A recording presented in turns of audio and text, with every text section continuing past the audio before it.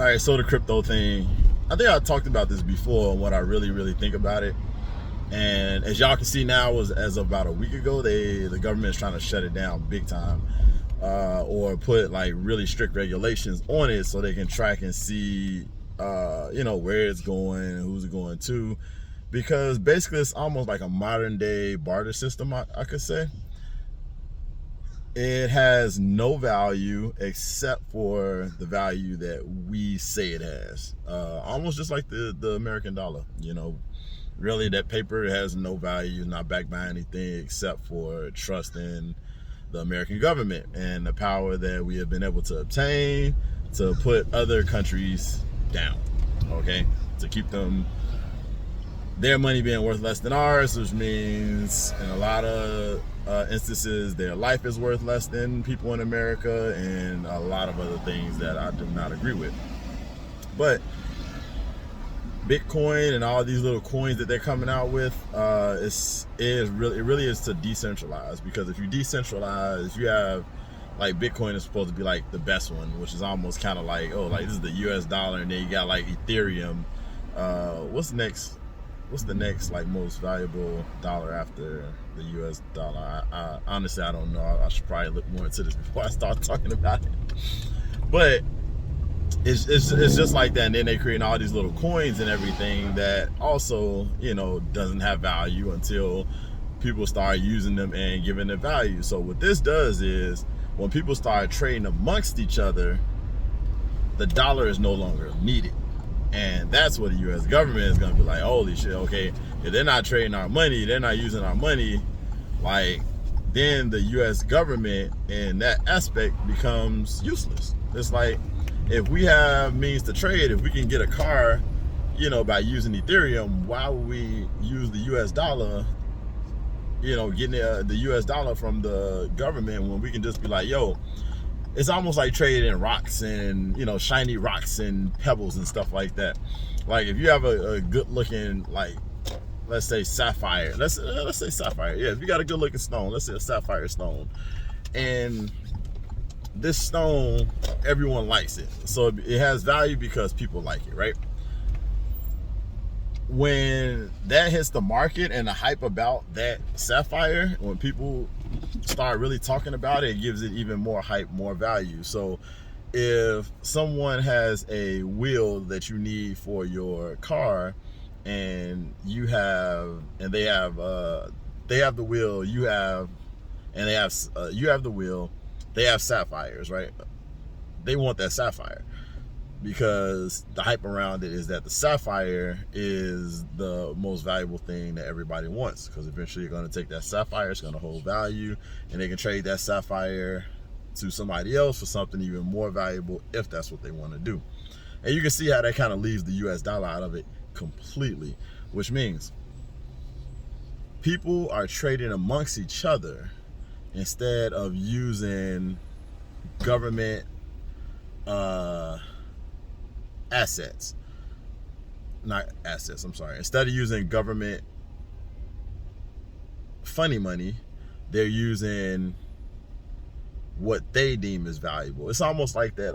Have y'all seen that thing where they take a paper clip and you trade it for this, and you trade whatever, you say you trade a paperclip for a watch, and then someone desires that watch, then they end up trading something more valuable for the person who wants the watch. They end up trading something more valuable than the watch for the watch, because it's something that they really want.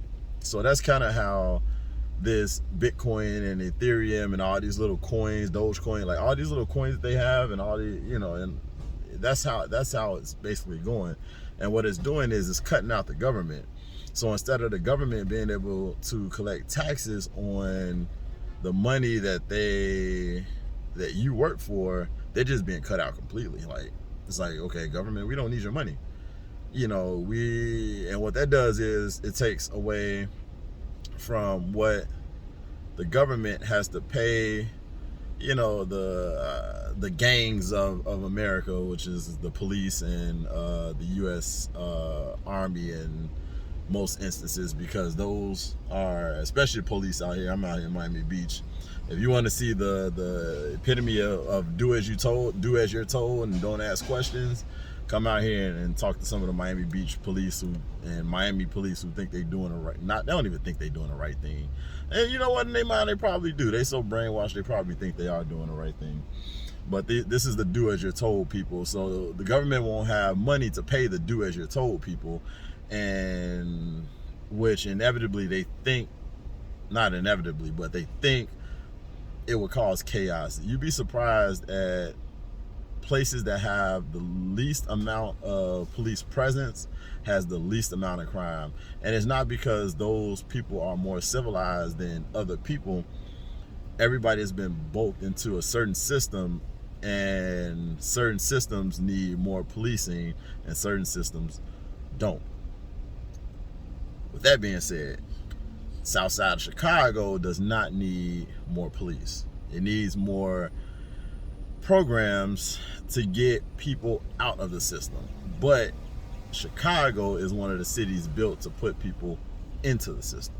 So it's gonna consistently rotate that way, not because it's not enough police presence there, not because the police don't have enough funding. It's because that's the system that they want in order to keep money rotating through that city. That's all it is. It has nothing to do with the people out there. It has nothing to do with gangs. It has absolutely nothing to do with that. The police do not need more money in Chicago. For one, they need better police out there, period. You don't want bottom of the barrel police anyway. That's what they have mostly out there.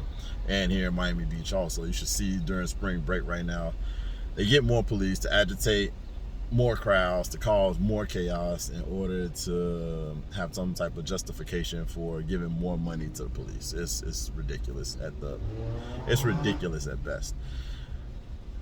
So back to the Bitcoin thing. They want to regulate, they want to shut down the Bitcoin operation, or regulate it as much as possible to where people don't want to use it, because they don't want people trading amongst each other. When people start trading amongst each other, it cuts out the government. The government doesn't make money, which means they can't, uselessly and waste our money on, programs that we don't want, didn't ask for, don't need. A lot of hands will be getting less greased by because it isn't as much money circulating into the government. So now that they see that all these coins are actually, people are actually using them and trading them for things that we use on a daily basis, food, cars, food, cars, everything that you need. And they're worrying about it hitting the oil dollar, the gas dollar, the petrol dollar is what they call it. So when it comes to people trading Bitcoin and Ethereum and Dogecoin for gas, that's when, if it hasn't already happened, that's when the shit really hits the fan.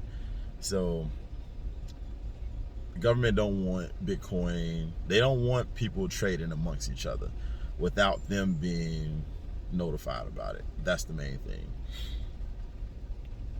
Yeah, that's just the main thing. They want their cut. The good thing about it is people are learning that you don't have to give them a cut of something that you earned, okay?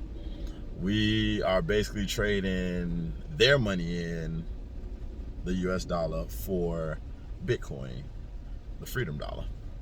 That's what it is. It's the freedom dollar. You are trading in their money so you can be free.